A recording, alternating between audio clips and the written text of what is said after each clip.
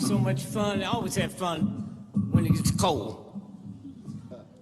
That old white racist walked up to me and said, "Why don't you go back to Africa, nigga, and take me with you? Then you know it's cold."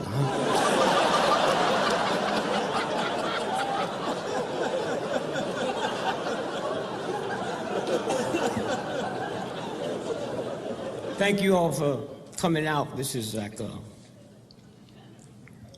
worthy cause. Freedom of speech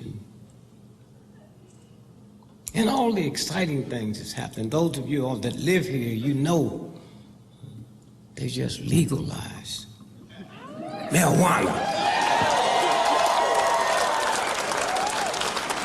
Are y'all crazy? 2 ounces?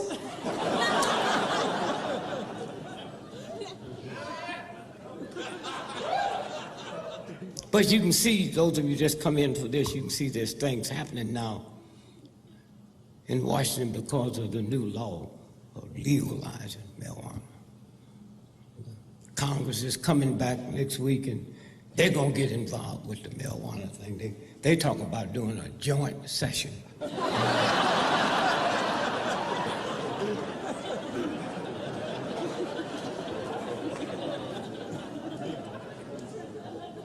And I'm extra happy today because we just finished in the last day of Black History Month.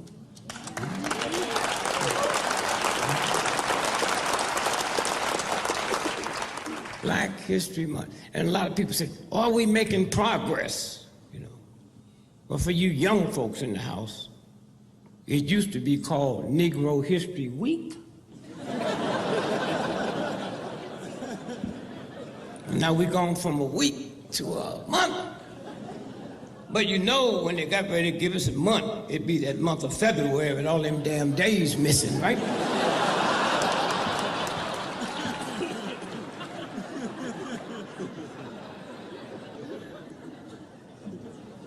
In February, do it bother you white folks that February the 2nd is Groundhog Day?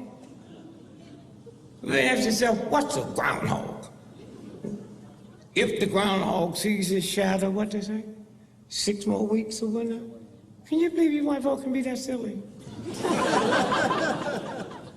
With all them cameras out, when it comes out the ground, that thing couldn't help but see a damn shadow.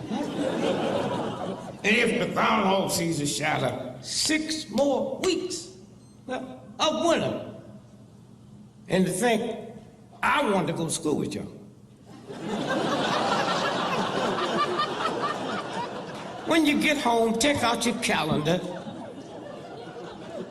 Spring is March the 21st.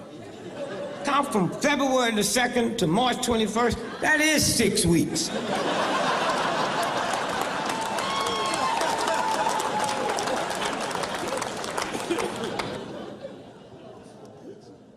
Mr. Martin Luther King had, because this was serious.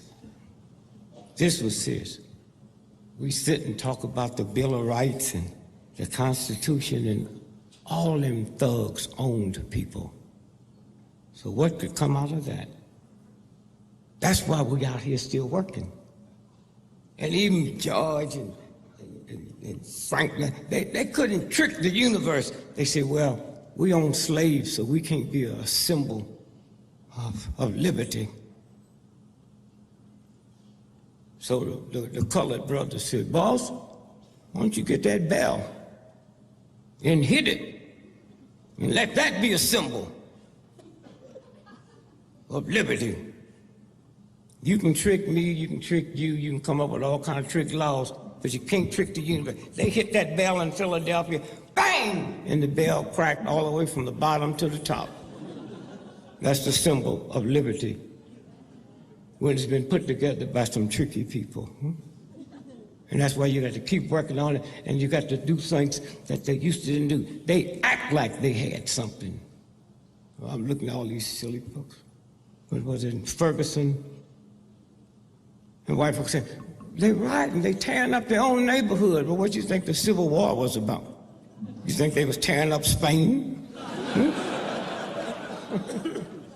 And what was it, what 6 weeks ago? First time in the history of football, college finally decided they was gonna have one final champion. Remember that? Go back and look at the reruns. Ohio won, and them white folks tore that town up. It's okay to do it over a damn game, but my mama gets shot in the back of the head by a cop 40 times, and I'm not supposed to tear up nothing? Huh? And even when they had that little ride in Ferguson, they was behaved. Did you see them looting the liquor store? Come out with a half pint of gin. They didn't even get no chips. But we're gonna watch this thing change, and thanks for Dr. King and all the folks that came in the 60s to change it. And you white folks should really be thankful. Because all the legislation we got, it didn't say for Negroes only. So you was covered. Before our movement, a white woman couldn't do nothing on an airplane to be a stewardess. Couldn't be a pilot, huh? Like you have to have some kind of smarts to be a pilot. You see the stupid stuff there? They lost a damn plane. That's why we black folks travel with Greyhound. Greyhound ain't never lost a bus. I just don't understand you white folks. Greyhound would never treat us like they do you at the airport. You got to walk to the damn plane. Greyhound bring that bus up to your toe.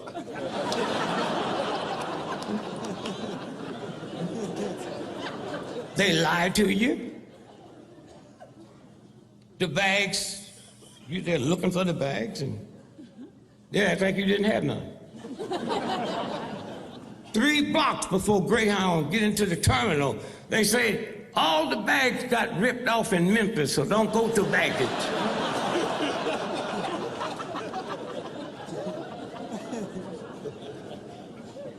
Hey, you white folks into the best schools, so I get on the airplane and my bags is missing. I trust you. I said, I would like to speak to the supervisor. The 2nd floor to the right. I go up there, go to the supervisor, he got on my suit.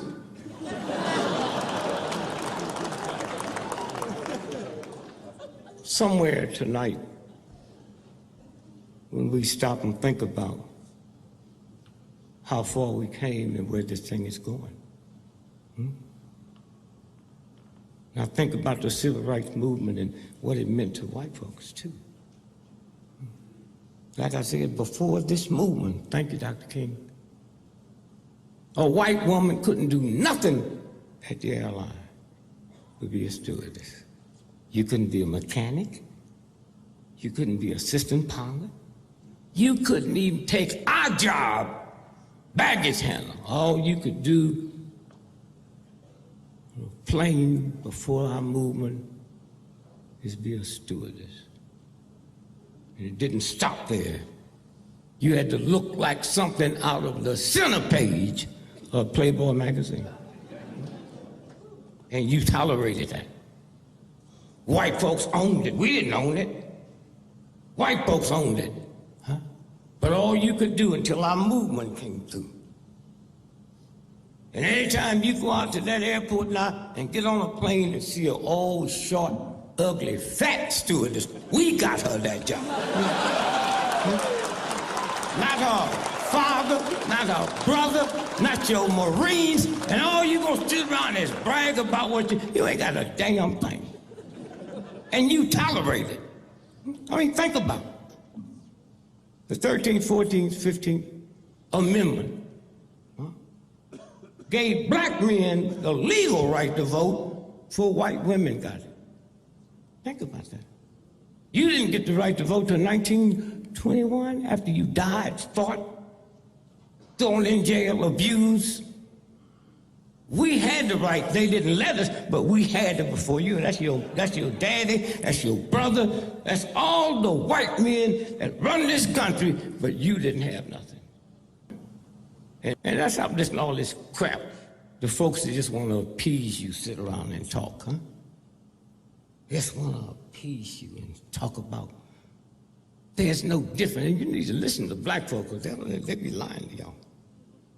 There's no difference between black folks and white folks. You know that's a damn lie. What's that, the Cialis commercial?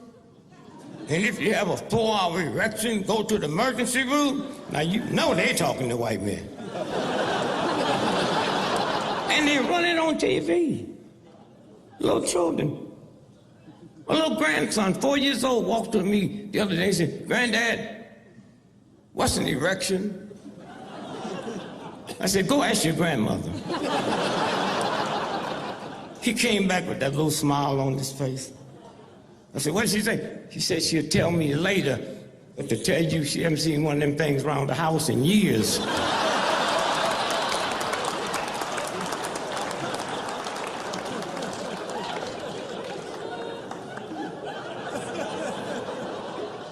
You can make a difference. A handful of people in here put this together.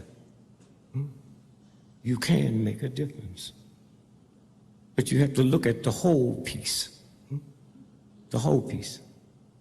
Black folk get shot in the back 40 times, have guns thrown in the car, and that don't bother you?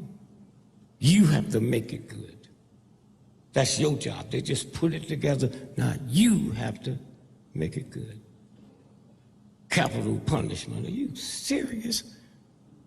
I can understand you getting mad and killing me, but not my damn state, not my government gonna do it, but that don't bother you, huh? You that's in here, that bought tickets and want to see this thing work, we represent light. All that other crazy, they represent darkness. The problem is when your light become afraid of their darkness, then your light is not light. You got more light than the CIA, the FBI, the military thugs will ever have. But the reason they control it, because of your fear. Because of your fear.